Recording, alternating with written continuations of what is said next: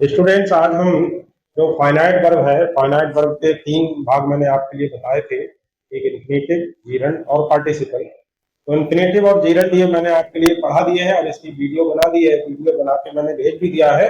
आज हम पार्टिसिपल पढ़ेंगे। तो देखिए, पार्टिसिपल जो होता है ये क्या होता है, हिंदी में अगर बात की जाए तो ये कृदंत होता है। ये मैंने केवल आपकी नॉलेज के लिए बता दिया है, इसका कोई खास यूज नहीं है, आप इस पर न जाए। आप ये देखें कि पार्टिसिपल का सेंस क्या है। तो देखिए, पार्टिसिपल यहाँ पे देखिए, the word which is partly a verb, which is partly A verb and partly an adjective in its use is called participle. यानी पार्टिसिपल वो होता है जिसका यूज वर्ब के रूप में भी होता है और एडजेक्टिव के रूप में भी होता है, तो उसे हम पार्टिसिपल बोलते हैं।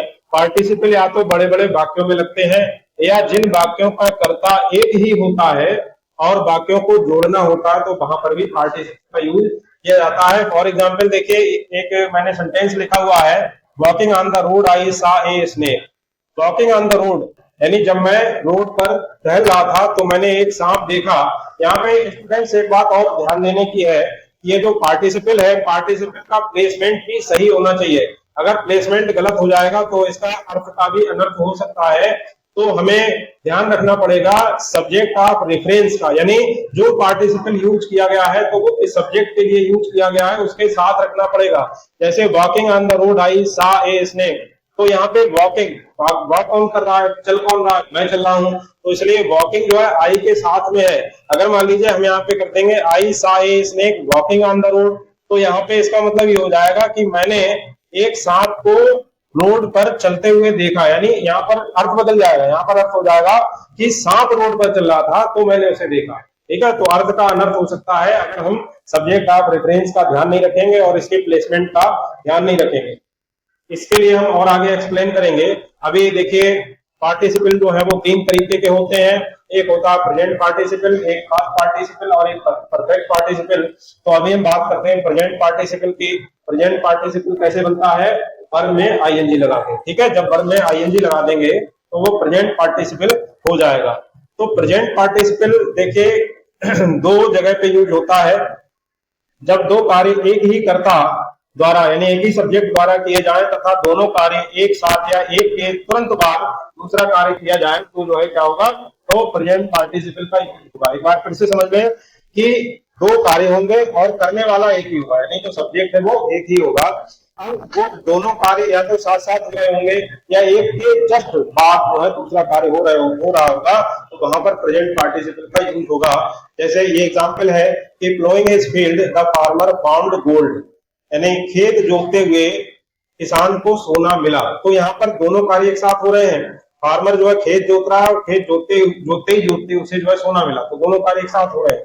ठीक है, तो यहाँ पर ये जो है प्लोइंग, ये प्लोइंग क्या है, प्रेजेंट पार्टिसिपल है। एक दूसरा एग्जांपल समझ लीजिए, I always found her sleeping in the room, मैंने हमेशा उसे रूम में नून माने दोपहर। ठीक है, मैंने हमेशा उसे दोपहर में सोता हुआ पाया। तो यहाँ पर ये स्लीपिंग जो है ये प्रेजेंट पार्टिसिपल है, और प्रेजेंट पार्टिसिपल ये किसे क्वालिफाई कर रहा है, हर के लिए क्वालिफाई कर रहा है। तो यहाँ पर जैसा कि मैंने पहले बताया कि सब्जेक्ट ऑफ रेफरेंस का ध्यान रखना पड़ेगा, यानी जो पार्टिसिपल हम यूज कर रहे हैं तो जिसके लिए यूज कर रहे हैं उसके साथ रखना पड़ेगा।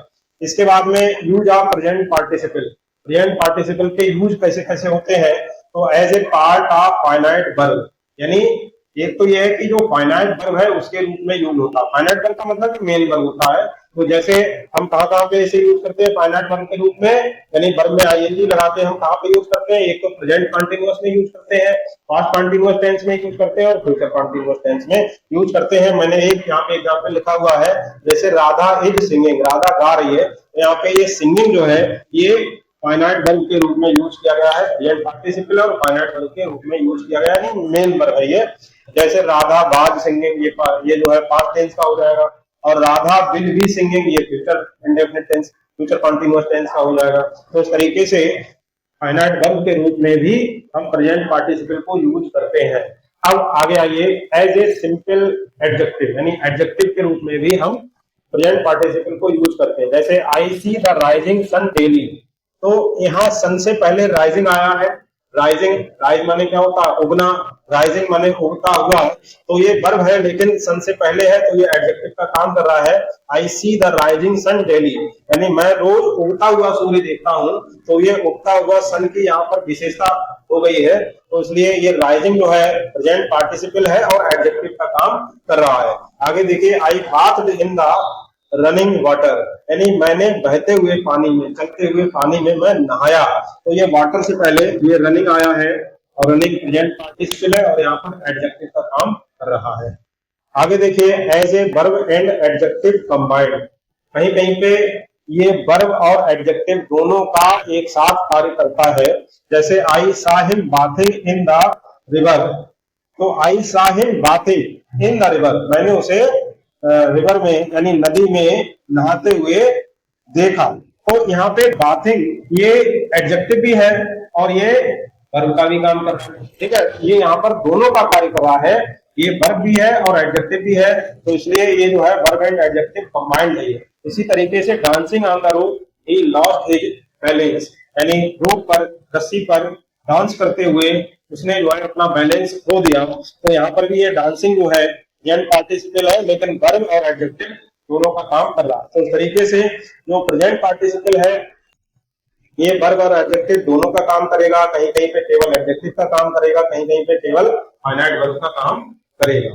अब आगे देखिए, एक नोट है यहाँ पर कि कभी कभी प्रेजेंट पार्टिसिपल निरपेक्ष पक्ष प्रकट करने के लिए प्रयोग होता है। निरपेक्ष पक्ष का मतलब यह है कि जैसा कि मैंने लिखा है कि एक ही सब्जेक्ट हो और कार्य दो हो, तो वहां पे निरपेक्ष पक्ष नहीं रहा। निरपेक्ष का पक्ष का मतलब यह है कि वहां पे सब्जेक्ट जो है वो अलग हो जाता है और जो दूसरा सब्जेक्ट होता है वो पता नहीं होता है। तो वहां पे क्या होता है, उसे निरपेक्ष पक्ष बोलते हैं, एब्सोल्यूट बोलते हैं उसे। ऐसे में नाउन या प्रोनाउन जिसे वह क्वालिफाई करता है उसे पहले रखा जाता है और जिस फ्रेज में इसका प्रयोग होता है वह शेष वाक्य की बिना सहायता के अपना अर्थ अपने आप दे देता है। ऐसा फ्रेज एब्सोल्यूट फ्रेज कहलाता है और पार्टिसिपल से पहले आने वाले नाउन का केस नॉमिनेटिव एब्सोल्यूट कहलाता है। जैसे यहाँ पर देखिए, मैं इसे सेंटेंस से बताता हूँ, इस पर जो लिखा हुआ है इसे मैं सेंटेंस में एक्सप्लेन करता हूँ। It being dark he did not go outside, तो इट बीइंग डार्क अंधेरा होने के कारण he did not go outside वह बाहर नहीं गया। तो यहाँ पे देखिए, ये जो सब्जेक्ट है ये इस वाले सेंटेंस का है, लेकिन ही जो है इस सेंटेंस के लिए नहीं है। इस सेंटेंस का सब्जेक्ट अलग है, इस सेंटेंस का सब्जेक्ट अलग है। ये जो बीइंग डार्क है ये इसे क्वालिफाई नहीं कर रहा है, तो इसे हम बोलेंगे निरपेक्ष पक्ष। ये जो है निरपेक्ष पक्ष है क्योंकि इसका जो है इससे संबंध नहीं है, तो इसलिए इसे निरपेक्ष पक्ष बोलेंगे यानी एब्सोल्यूट बोलेंगे। और इसका जो है यहाँ पे कोई इससे लेना देना नहीं है, ये अलग है और ये अलग है, तो इसे जो है नॉमिनेटिव एब्सोल्यूट बोलेंगे। जैसे ये जो नाउन है इसे नॉमिनेटिव एब्सोल्यूट बोलेंगे और इसे एब्सोल्यूट फ्रेज बोलेंगे। इसी तरीके से द वेदर बीइंग फाइन, अब ये वेदर बीइंग फाइन इसका जो है सब्जेक्ट अलग है। वी वेंट टू प्ले हम खेलने गए, तो यहाँ पे वी ये सब्जेक्ट अलग है और इसका सब्जेक्ट अलग है। ऐसे यहाँ पे गॉड विलिंग का मतलब है कि भगवान ने चाहा, आई शैल गेट गुड मार्क्स, तो मैं अच्छे अंक प्राप्त करूंगा। तो यहाँ पे इसका सब्जेक्ट गॉड है और इसका सब्जेक्ट आई है, इसका सब्जेक्ट अलग है और इसका सब्जेक्ट अलग है, यही यहाँ पर ये कहना चाहता है। इसके बाद में एज ए प्रीपोजिशन, यानी इसका यूज एज ए प्रीपोजिशन भी होता है। कुछ पार्टिसिपल का प्रयोग बिना सब्जेक्ट ऑफ रिफरेंस के स्वाधीन रूप से होते हैं। ऐसे में यह प्रीपोजिशन की भांति प्रयोग किया जाता है और इसे पार्टिसिपल प्रीपोजिशन कहा जाता है। जैसे ignoring his mistake he was pardon, ignoring his mistake. अब यहाँ पे इग्नोरिंग हिज मिस्टेक इसका कोई सब्जेक्ट नहीं है, नॉन सब्जेक्ट नहीं है, ठीक है। तो इग्नोरिंग हिज मिस्टेक इसका मतलब यह है कि उसकी मिस्टेक यानी उसकी गलती को नजरअंदाज करते हुए ही वाज पार्डन, यानी उसे क्षमा कर दिया गया। तो यहाँ पे हमें ये पता नहीं चल रहा है कि उसकी गलती को नजरअंदाज किसने,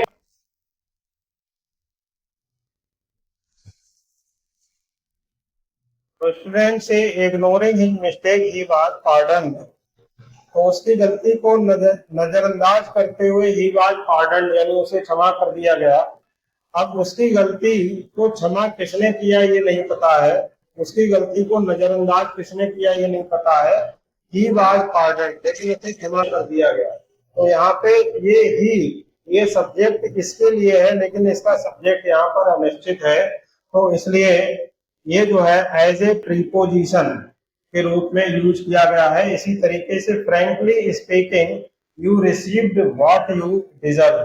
फ्रैंकली स्पीकिंग यानी बिना झिझक के ये कहते हुए, you received what you deserve, कि तुम्हें जो मिला वो तुम डिजर्व करते थे, यानी जो कुछ तुम्हें मिला है उसे तुम डिजर्व करते थे। तो यहाँ पर जो है ये एज ए प्रीपोजिशन के रूप में ये जो पार्टिसिपल है वो यूज किए जा रहे हैं।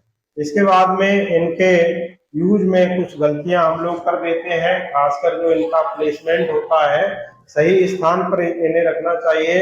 अगर मान लीजिए इनके यूज करने में हम स्थान गलत रख देते हैं तो जो है वो अर्थ बदल जाता है। जैसे यही है, सिटिंग ऑन द गेट ये स्कॉर्पियन स्टंग हिम, कि गेट पर बैठे हुए बिच्छू ने उसे काट लिया। इसका मतलब ये स्कॉर्पियन के साथ में सिटिंग ऑन द गेट आया है, तो ये सिटिंग ऑन द गेट ये स्कॉर्पियन को क्वालिफाई कर रहा है, यानी स्कॉर्पियन बिच्छू गेट पर बैठा था।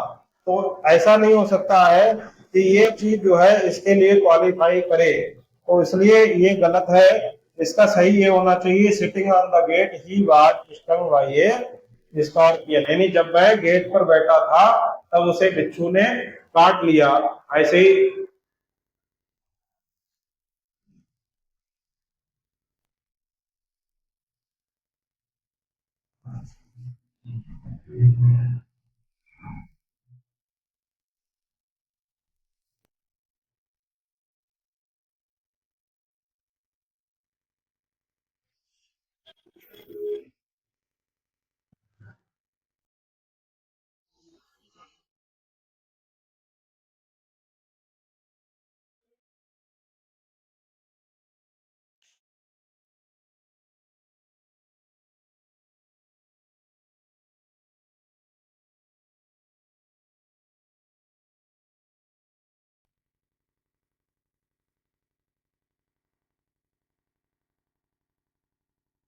अब देखिए इस सेंटेंस पर हम ध्यान देंगे, cycling to the school my books were lost, यानी स्कूल को साइकिल से जाते हुए माई बुक्स वर लॉस्ट, मेरी किताबें खो गई। तो यहाँ पे ये साइक्लिंग टू द स्कूल है, ये माई बुक्स के लिए क्वालिफाई कर रहा है, यानी मेरी किताबें स्कूल जा रही थी तब वो खो गई, तो ये गलत हो जाएगा।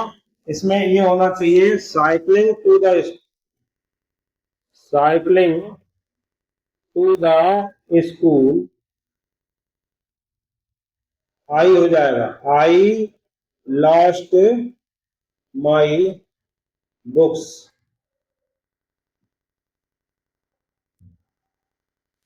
तो स्टूडेंट्स आई होप आपको ये जो प्रेजेंट पार्टिसिपल है ये समझ में आ गया होगा।